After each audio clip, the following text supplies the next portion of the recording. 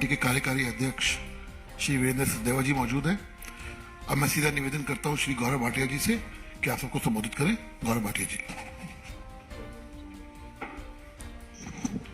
धन्यवाद हरीश जी। सभी पत्रकार बंधुओं को नमस्कार। ये प्रेस वार्ता दो अहम बिंदुओं पे की जा रही है। सर्वप्रथम तो इससे पहले भी कुछ दिन पहले एक प्रेस वार्ता भारतीय जनता पार्टी ने करी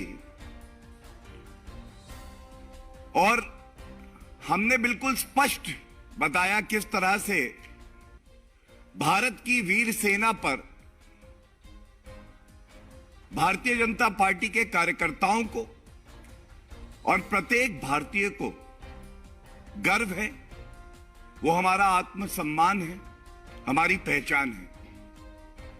उस वक्त राहुल गांधी का एक वक्तव्य आया था कि भारतीय सेना पिट गई। हमने मांग करी थी कांग्रेस पार्टी के राष्ट्रीय अध्यक्ष मल्लिकार्जुन खड़गे तुरंत राहुल गांधी को निष्कासित करें और राहुल गांधी आत्मचिंतन करें, जो वो करते नहीं हैं, और पूरे देश से माफी मांगे, क्योंकि उनका प्रयास केवल एक रहता है कि जब हमारी वीर सेना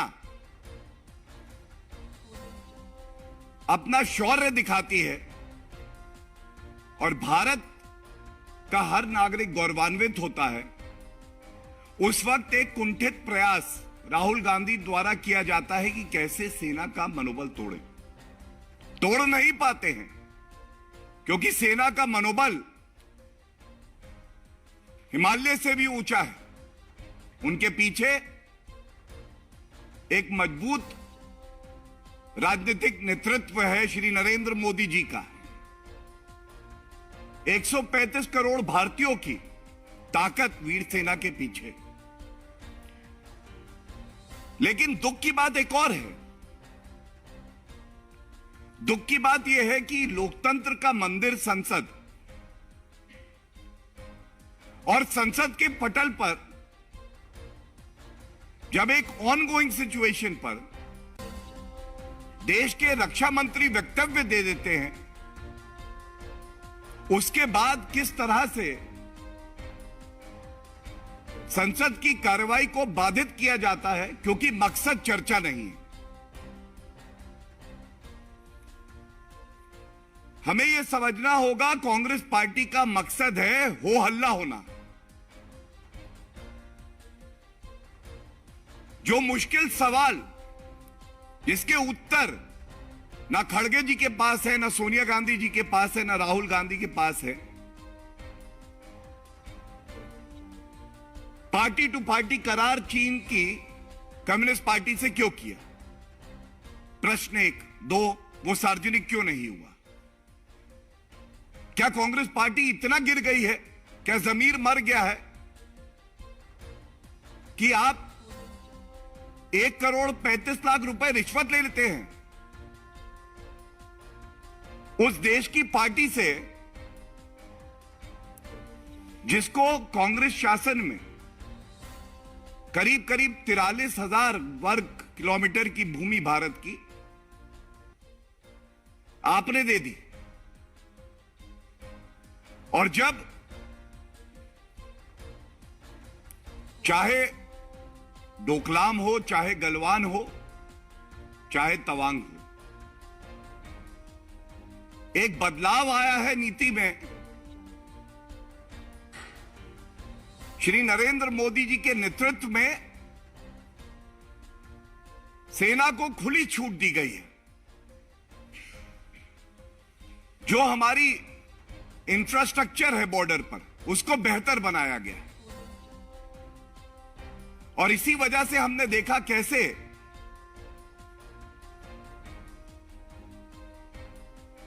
चीन के करीब 300 सैनिक पीछे खदेड़ दिए गए। यह ताकत है हमारी सेना की। लेकिन संसद के पटल पर एक विपक्ष की पार्टी अपनी जिम्मेदारी का एहसास भी नहीं समझती। राष्ट्र सुरक्षा से जुड़ा हुआ मुद्दा चर्चा आप चाहते नहीं, संसद के नियम का पालन हम करेंगे नहीं और केवल शोर मचाएंगे। आज ये तथ्य मैं आपके समक्ष रख के कांग्रेस पार्टी का असली जो चरित्र रहा है उसको उजागर भी कर रहा हूं और ये प्रश्न भी पूछ रहा हूं, क्या ये सत्य नहीं है? अप्रैल 2013 की बात है। तब भी जो चीन की मंशा रहती है घुसपैठ की, सभी मीडिया चैनल्स पर, न्यूज़पेपर्स में यह खबर आई कि चीनी सेना घुसपैठ कर रही है।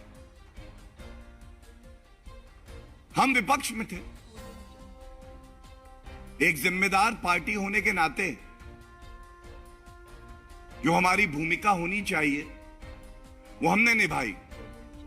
लेकिन उस वक्त तत्कालीन प्रधानमंत्री मनमोहन सिंह जी ने कहा, और यह बड़ा ही प्रतिष्ठित अखबार है, उसमें एक खबर आई, चीनी घुसपैठ को तूल देना ठीक नहीं। चीनी घुसपैठ को तूल देना ठीक नहीं है, जब मीडिया यह बता रहा था कि 19 किलोमीटर अंदर चीन की सेना घुस जाएगी, और घुसी। प्रश्न पूछे गए, तब यह कहा गया कि बातचीत से मसला जो है हम लोग सुलझा लेंगे। मैं पूछना चाहता हूं, कांग्रेस पार्टी ने, जिनकी सरकार थी, उस वक्त क्या कार्रवाई करी थी? और यहां तक कह दिया गया था कि अगर देश को यह जानकारी दी कि सरहद पर क्या स्टेटस है, तो चीन गुस्सा हो जाएगा, चीन नाराज हो जाएगा। क्या ये जो करार, जो समझौता, जो बंधन कांग्रेस पार्टी ने चीन की कम्युनिस्ट पार्टी से जोड़ा था, पार्टी टू पार्टी, उसका असर था? और निर्भीक पत्रकार थे, उन्होंने इस खबर को दिखाया और छापा, उनके खिलाफ एफआईआर कर दी गई। आप सोचिए, पहले तो कार्रवाई नहीं करेंगे, जब देश पूछेगा तो हम कहेंगे बता नहीं सकते क्योंकि चीन गुस्सा हो जाएगा। यह नहीं कि राष्ट्रीय सुरक्षा का मामला है इसलिए नहीं बताएंगे। भारतीय जनता पार्टी एक जिम्मेदार विपक्ष की भूमिका भी तब निभा रही थी, लेकिन चीन गुस्सा हो जाएगा। और तत्कालीन नेशनल सिक्योरिटी एडवाइजर जो रहे, उन्होंने यहां तक कह दिया था, ये जो हो रहा है और अगर हम इसे सार्वजनिक करेंगे तो चाइना के साथ बेवजह मुश्किल खड़ी हो जाएगी। एक रिस्पॉन्स वो था, और एक रिस्पॉन्स आज ये है कि हमारी सेना को खुली छूट है कि वो निर्णय ले सके कि उनको क्या कार्रवाई करनी है। यह राजनीतिक इच्छा शक्ति के बिना संभव नहीं है, क्योंकि हमारी सेना सबसे वीर तो है ही, सबसे ज्यादा अनुशासित भी है। और चाहे गलवान की बात करें, चाहे तवांग की बात करें, जिस वीरता का परिचय भारतीय सेना ने दिया है, हर भारतीय को तो सेना पर गर्व है। लेकिन राहुल गांधी कहते हैं कि वो पिट गई है, और उसका समर्थन खड़गे जी भी करते हैं, जो ये साबित कर देता है कि खड़गे जी अध्यक्ष तो बन गए, लेकिन रिमोट कंट्रोल अभी भी गांधी परिवार के पास ही है।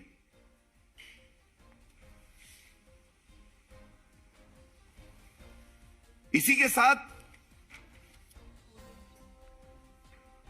कहते हैं कि भारत जोड़ो यात्रा निकाल रहे हैं।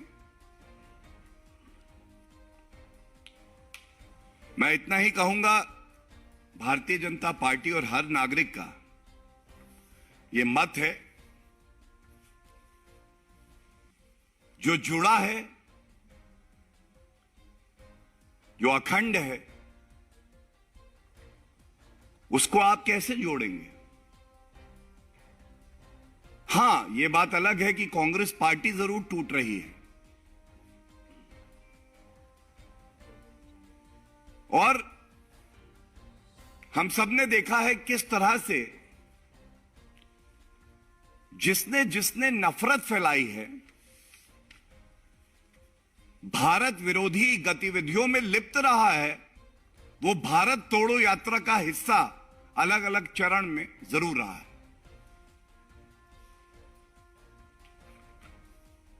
एक जिम्मेदार सरकार यह उम्मीद करती है कि विपक्ष भी जिम्मेदार होगा। बात जिम्मेदारी की हो रही है, चाहे चीन का मुद्दा हो, चाहे भारत जोड़ो यात्रा में कोविड के मामले ना बढ़ जाए उसका हो। 3 सांसद जो कि राजस्थान राज्य से हैं, उन्होंने एक पत्र लिखा डॉक्टर मनसुख मांडविया जी को, स्वास्थ्य मंत्री, और हम सबने देखा है किस तरह से ऐसे कई देश हैं जहां पे फिर से कोविड का खतरा बढ़ रहा है, जो केसेस हैं वो बढ़ रहे हैं। मंत्री जी ने एक चिट्ठी राहुल गांधी जी को लिखी और उस चिट्ठी में यह कहा, आप यात्रा निकाल रहे हैं, उस यात्रा को निकालिए, लेकिन जिम्मेदारी का आपको एहसास होना चाहिए। कृपया करके जो कोविड की गाइडलाइंस हैं सुनिश्चित करें कि उसका पालन हो। यह सुनिश्चित करें कि मास्क और सैनिटाइजर हो वहां पे जो भी व्यक्ति उस यात्रा में आता है, और सबसे अहम यह है कि कोई प्रक्रिया और प्रणाली में यह सुनिश्चित करें कि जो व्यक्ति इस यात्रा में सम्मिलित होगा वो फुली वैक्सीनेटेड हो। अगर कोई और समझदार पार्टी होती विपक्ष की, जिसको जिम्मेदारी का एहसास होता, तो ये कहती आपके सुझाव के लिए धन्यवाद और इस सुझाव का पालन होगा। लेकिन हमें नहीं भूलना चाहिए, ये वो पार्टी है कांग्रेस जो कोविड को मोविड बुलाती है। तो आज मैं इतना ही कहूंगा, राहुल जी, बी राहुल, नॉट रोविड। मत करिए ऐसा काम। आप तो अपना सत्ता का सुख भोगने के लिए ऐसी नफरती यात्रा निकाल रहे हैं जिसमें हमने देखा है जॉर्ज पुनैया से लेके तमाम ऐसे लोग जिन्होंने भारत के टुकड़े हो जाए ये कामना की, वो आपके साथ थे। तो आप तो सत्ता का सुख भोगने के लिए यात्रा निकाल रहे हैं, लेकिन एक भारतीय नागरिक की जान पे खतरा बनाए तो क्या यह चिंताजनक नहीं है? क्या यह हमारी जिम्मेदारी और दायित्व नहीं है? और कोई नहीं भूला है किस तरह से इससे पहले भी जब कोविड का वैक्सीन आया, स्वदेशी वैक्सीन, तो तमाम ऐसे कांग्रेसी लीडर जो मुख्यमंत्री भी हैं, जो वरिष्ठ नेता भी हैं, उन्होंने कहा ये खतरनाक वैक्सीन है, इसे मत लगाना।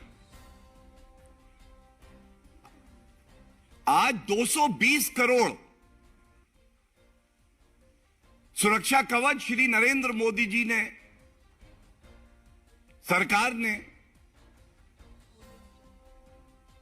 स्वास्थ्य मंत्री डॉक्टर मनसुख मांडविया जी ने सुनिश्चित किया है कि जनता को मिले। आज भारत ने अपनी इच्छा शक्ति और अपने कार्य प्रणाली से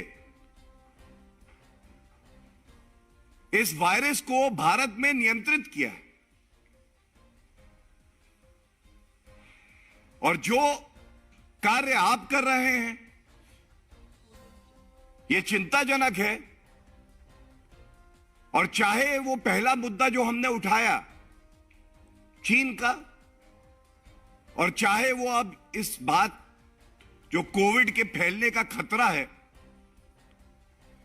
तो यही कहूंगा कि कुछ मुद्दे राजनीति से ऊपर होते हैं और कांग्रेस पार्टी को अपनी जिम्मेदारी का एहसास होना चाहिए।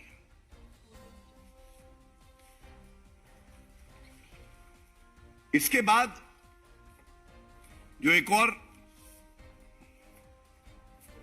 प्रमुख मुद्दा आपके समक्ष रख रहे हैं वो है आप नहीं पाप का, कट्टर बेईमानों का। और जैसा भारतीय जनता पार्टी पुरजोर तरीके से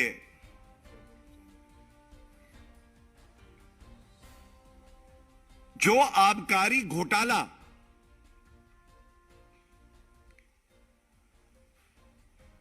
किंगपिन अरविंद केजरीवाल,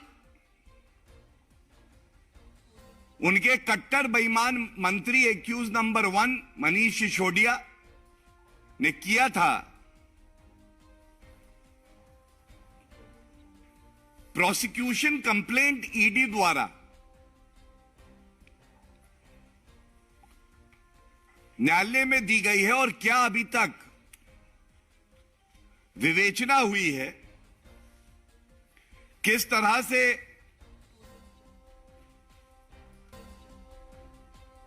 कहना गलत नहीं होगा कि कट्टर बेईमानों की बेईमानी अब तथ्यों से, साक्ष्यों से, बयानों से सामने आ रही है,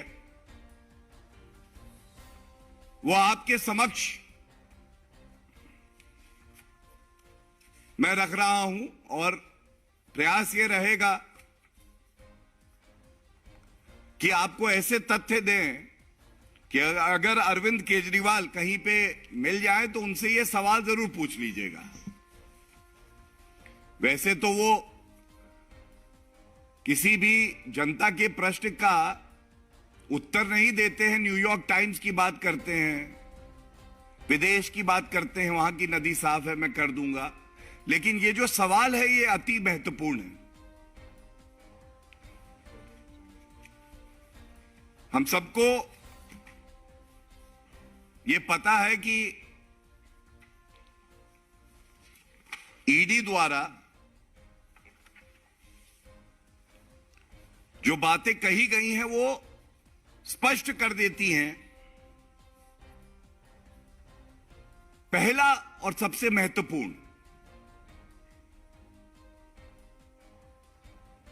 दिल्ली की जनता को और दिल्ली के राजस्व को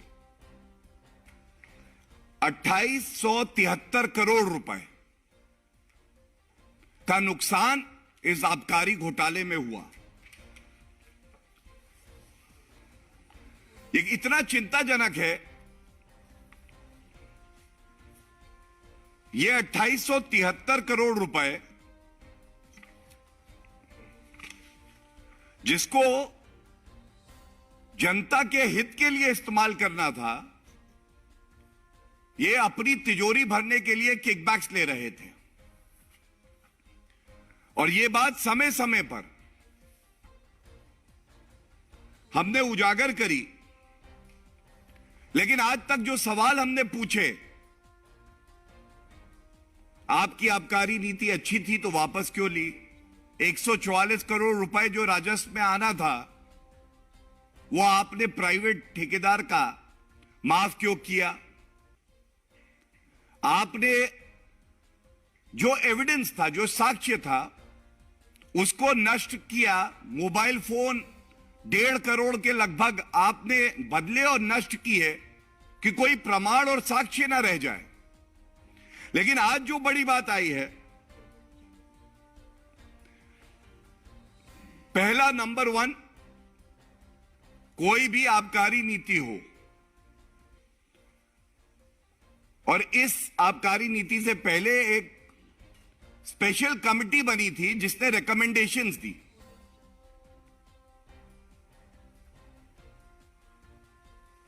जो ग्रुप ऑफ मिनिस्टर जिसको निर्धारित करना था कि आबकारी नीति क्या होगी, उसने एक्सपर्ट कमिटी की रिकमेंडेशंस की पूरी तरह से अनदेखी करी। इसमें उप मुख्यमंत्री मनीष सिसोदिया, सत्येंद्र जैन,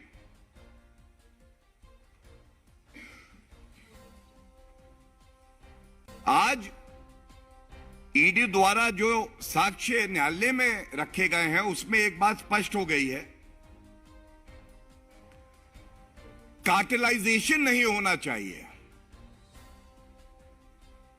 हर व्यक्ति और जो लीगल एंटिटी है वो स्वतंत्र है कि वो हिस्सा ले सके इस प्रक्रिया में, कि उसका चयन हो सके, इससे राजस्व बढ़ेगा। लेकिन कार्टेलाइजेशन ऐसा था, अरविंद केजरीवाल के इशारे पर, मनीष सिसोदिया के इशारे पर, जो उनके करीबी थे, वो लोग सारे ठेके, चाहे रिटेल जोन्स हों चाहे होलसेल हों, अपने लोगों को दे रहे थे। इसका उदाहरण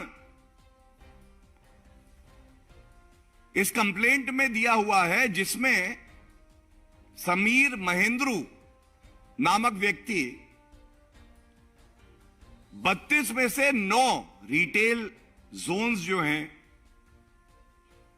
इसको कंट्रोल करते थे। पहला, एक व्यक्ति 9 रिटेल जोन्स कंट्रोल करता है। दूसरा,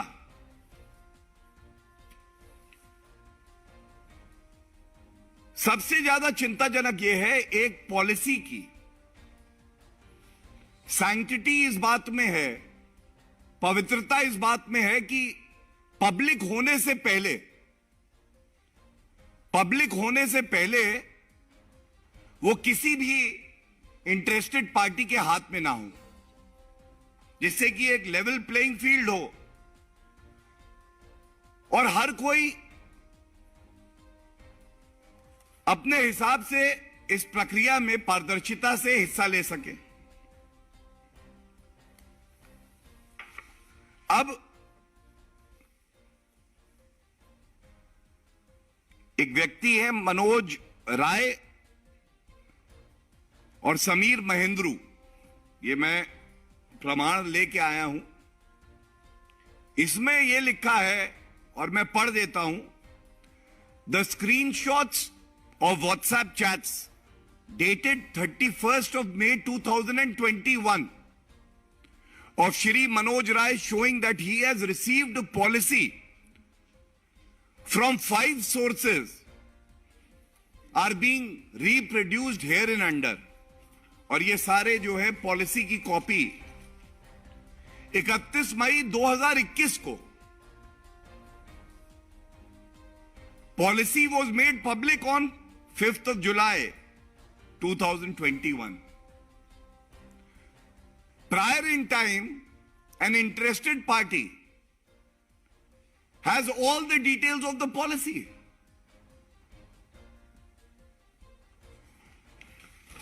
जिस समय पर इस पॉलिसी को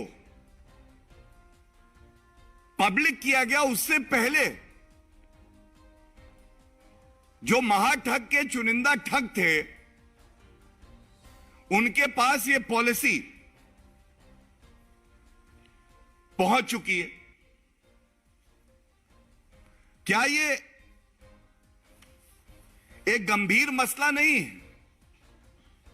क्या ये नहीं दर्शाता कि अरविंद केजरीवाल का मकसद केवल राजस्व को घाटा, जनता के हित को टाटा और अपनी तिजोरी भरना है?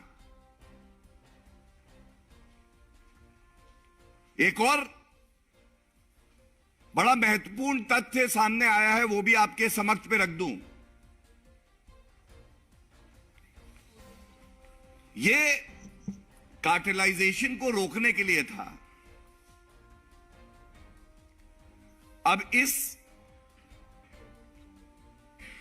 कंप्लेंट में जो ईडी द्वारा दाखिल की गई है, पूरी व्हाट्सएप चैट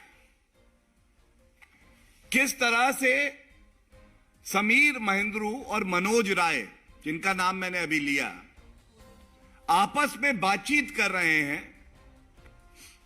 वो बता रहे हैं, Sameer Mahendru, zone 30 Popular, zone 1 Bhagwati, zone 29 Universal, zone 6 JSN, zone 31 Organo Mix, इस तरह से सारे नाम दिए हैं। 8 out of 20 allotted zone are ours, ये कह रहे हैं समीर महेंद्रू। और इसके बाद मनोज राय पूछ रहे हैं, वेयर आर योर फर्म्स, आपकी फर्म्स का क्या? तो वो लिखते हैं, Khao Gali Restaurants, Magunta Agro Farms, Pixie Enterprises, Trident Chemphar.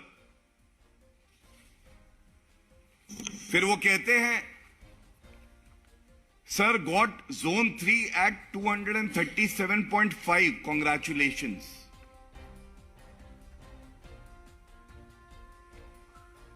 उसके बाद वो कहते हैं, मुझे कॉल करो, लेन देन की बात करनी होगी। कमीशन 12% कर दी थी, 6% वापस अरविंद केजरीवाल के पास जाना था। 3 चीजें जो आपके समक्ष रखी। भारत में इससे ज्यादा बेशर्मी से और इससे ज्यादा बड़ा कोई घोटाला हुआ नहीं होगा।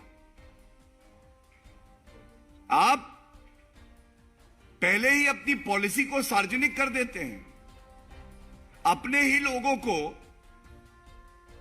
आप ठेके दे देते हैं। और हमें नहीं भूलना चाहिए, इस पूरे दस्तावेज में एक नाम और बार बार आया है। यह नाम है विजय नायर का। विजय नायर के खिलाफ जो आरोप हैं, ये वसूली कर रहे हैं अरविंद केजरीवाल और मनीष सिसोदिया के लिए, और उसके बाद वापस किकबैक देते हैं। एक और तथ्य जो सामने आया है, चिंताजनक है। मनीष सिसोदिया के साथ जो इंटरेस्टेड पार्टीज हैं, उनकी एक मीटिंग होती है। उसमें जो इनके चयनित ठेकेदार हैं, उनको मनीष सिसोदिया अलग से बुला के बगल में बैठाते हैं और सीधा ये एक इशारा कर देते हैं कि ये मेरा आदमी है, कलेक्शन में इसकी मदद करो। क्या ये चिंताजनक नहीं है? क्या ये तथ्य हमें चिंता नहीं देता है कि मंत्री हैं, उनका सरकारी बंगला, उसका इस्तेमाल विजय नायर इसलिए कर रहा है कि वहां पे जो पार्टी है उनको बुला के लेन देन की बात कर सके। सरकारी बंगले का काम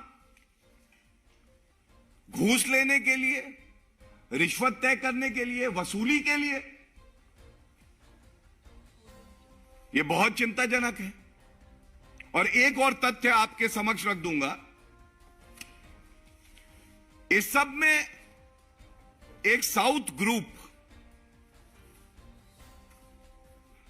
ग्रुप का जिक्र है, जिसने किकबैक दिए हैं 100 करोड़ के। और मैं पढ़ देता हूं ये, क्योंकि ये अति आवश्यक है।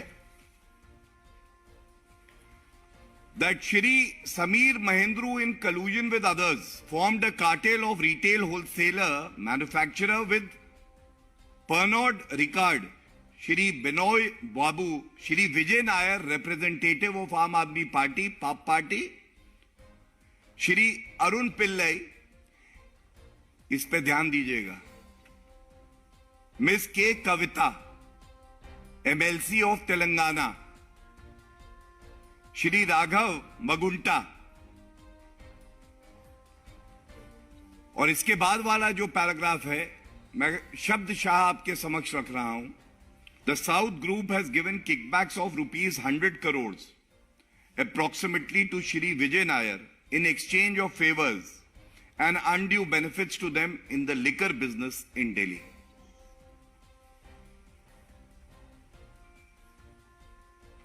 भारत राष्ट्र समिति पार्टी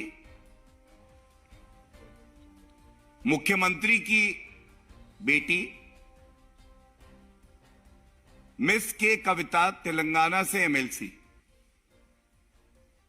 उनका नाम आया है। और हमने देखा किस तरह से ये लोग बात करते हैं कि हम परिवर्तन लाएंगे।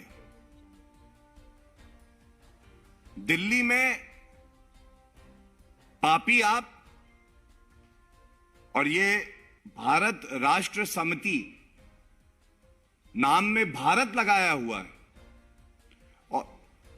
और राष्ट्र की बात करेंगे और समिति बनाएंगे 100 करोड़ की लेन देन करने की। मदिरा शराब, एक हाथ में अद्धा दूसरे में पहुआ। शर्म आनी चाहिए। ये कुछ बिंदु हैं आपको दिखाने के लिए कि इनकी दाढ़ी में तिनका नहीं, इनकी पूरी दाढ़ी तिनकों वाली है। ये कुछ तिनके रखे हैं और आगे भी सुनिश्चित करेंगे। कोई भ्रष्टाचारी, पापी, कट्टर बेईमान, वसूलीबाज बचना नहीं चाहिए। और जितना ये हमारी जांच एजेंसियों पर आरोप लगाते हैं, मैं बड़ी जिम्मेदारी से एक अधिवक्ता होने के नाते बात कह दूं, इनको 5 से 6 महीने का समय मिला। क्या मनीष सिसोदिया, सत्येंद्र जैन जो 6 महीने से बेल नहीं पा पाए हैं, मसाज करा रहे थे, वो भी एक रेपिस्ट से, रद्द करा पाए हैं ये आरोप? मैं इतना ही कहूंगा, आज ये कहना गलत नहीं होगा, ऐसा कोई सगा नहीं जिसे कट्टर बेईमान अरविंद केजरीवाल ने ठगा नहीं। और जो हमारी जिम्मेदारी है वो हम निभाते रहेंगे। तथ्य जो सामने आएंगे उसको आपके समक्ष रखते रहेंगे, जनता के सवाल पूछते रहेंगे। बहुत बहुत धन्यवाद। गौरव जी, अब मैं निवेदन करूंगा भारतीय जनता पार्टी दिल्ली प्रदेश के कार्यकारी अध्यक्ष श्री वीरेंद्र सचदेवा जी से कि आप सबको संबोधित करें। वीरेंद्र जी। धन्यवाद हरीश जी। मित्रों, विषय गौरव जी ने विस्तार से रखा है। इसमें जो बात तो स्पष्ट रूप से समझ में आती है कि ईडी ने जो दस्तावेज न्यायालय के सामने रखे हैं उसमें 2 बातें स्पष्ट होती हैं कि आम आदमी पार्टी, उनकी सरकार के तेलंगाना के कुछ राजनेता और दक्षिण के कुछ शराब व्यापारियों के साथ एक बड़ा कार्टेल बना। और इन तथ्यों के आधार पर हम दिल्ली की जनता की ओर से मुख्यमंत्री से मात्र 3 सवाल पूछना चाहते हैं कि यह कैसे मुमकिन है कि बिना मुख्यमंत्री के राजनीतिक संरक्षण के विजय नायर एक्साइज विभाग के फैसले अदल बदल करता रहा। दूसरा जो सवाल है कि यह कैसे मुमकिन है कि 100 करोड़ से अधिक राशि, जिसका भी जिक्र गौरव जी ने किया, कि 100 करोड़ से अधिक राशि का लेन देन विजय नायर बिना राजनीतिक संरक्षण के दिल्ली में कर पाता है। तीसरा जो सवाल है कि मुख्यमंत्री बार बार ये कहते रहे हैं कि विजय नायर आम आदमी पार्टी के चुनाव प्लानिंग विभाग का काम देखते थे, और उससे यह स्पष्ट है कि विजय नायर खुद को चुनाव प्लानिंग विभाग के साथ साथ एक्साइज विभाग का ऑफिसर भी बताते थे और इस तरह के सौदों में वो लिप्त रहते थे। दिल्ली की जनता मुख्यमंत्री से सीधा सीधा स्पष्टीकरण चाहती है, और मैं बड़ी विनम्रता के साथ मुख्यमंत्री केजरीवाल जी से ये कहना चाहता हूं कि आप स्वयं इसका स्पष्टीकरण दें कि विजय नायर के साथ आपका रिश्ता क्या है। और मेरी विनती है कि ये स्पष्टीकरण आप रिकॉर्डेड मैसेज से ना भेजें, लाइव प्रेस कॉन्फ्रेंस करें, पत्रकारों को सवाल पूछने दें और उन पे किसी तरह का दबाव ना बनाएं, क्योंकि सवाल पूछने पर अगली प्रेस कॉन्फ्रेंस में उनको बैन किया जाता है। तो मेरा सीधा सीधा निवेदन है मुख्यमंत्री से कि दिल्ली की जनता ये स्पष्टीकरण चाहती है कि आप बताएं विजय नायर से आपके संबंध क्या है। धन्यवाद। सवाल जी बोलिए। आप क्या sir?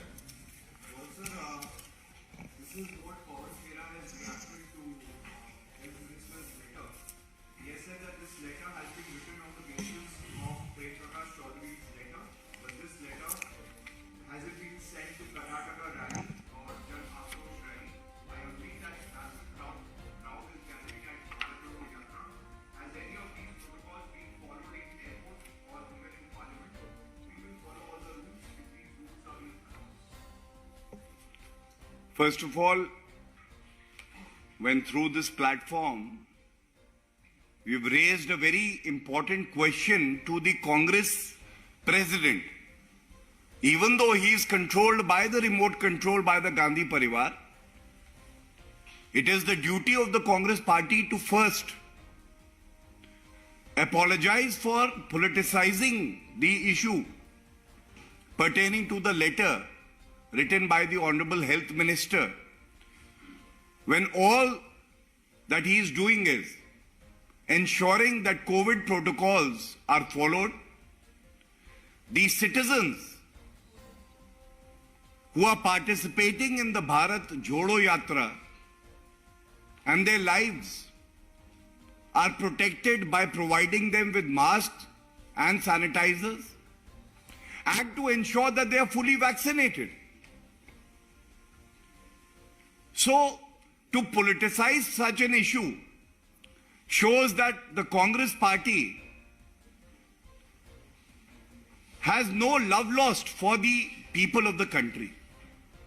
They only love power.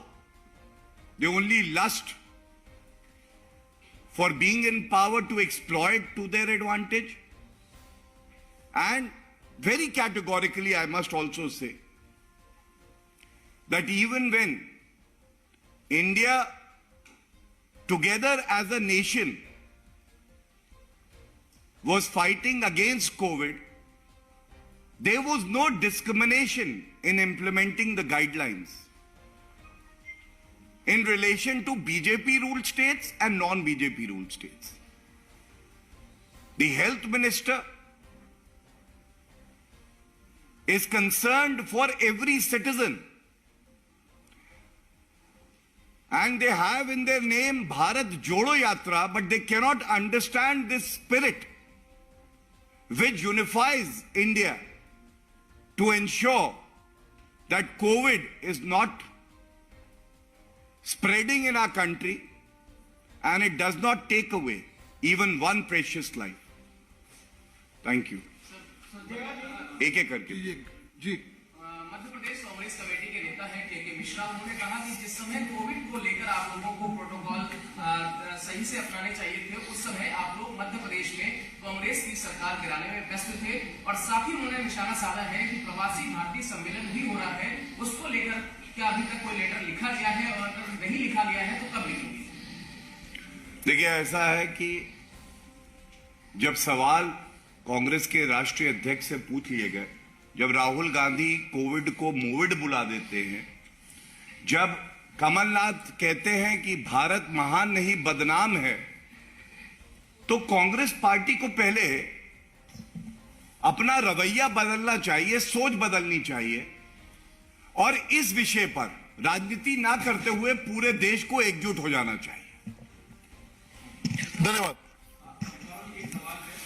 Ji Manav, this is the last question. जी मानस, ठीक है। उसके संबंध में संजय राउत जी का एक स्टेटमेंट उन्होंने कहा है कि जैसे चीन होता है हम जैसे चीन होता है हम कर्नाटक में घुसेंगे और हम इसे चर्चा के लिए चर्चा से सुलझाना चाहते हैं, लेकिन महाराष्ट्र में एक कमजोर सरकार है और इसको कोई स्टैंड नहीं लेना चाहती। सवाल यह है कि अमित शाह भी एक तरफ पैरवी कर रहे हैं, मुलाकात कर रहे हैं, ऐसे में ऐसे बयान से क्या दोनों राज्यों में बढ़ता जैसी चीजें नहीं की जाएगी? देखिए, उत्तर यह है कि एक भ्रष्टाचारी सांसद के किसी भी वक्तव्य पे मैं टिप्पणी नहीं करना चाहता हूं। पहले न्यायालय उनको क्लीन चिट दे दे, उसके बाद वो सवाल पूछे। धन्यवाद। धन्यवाद।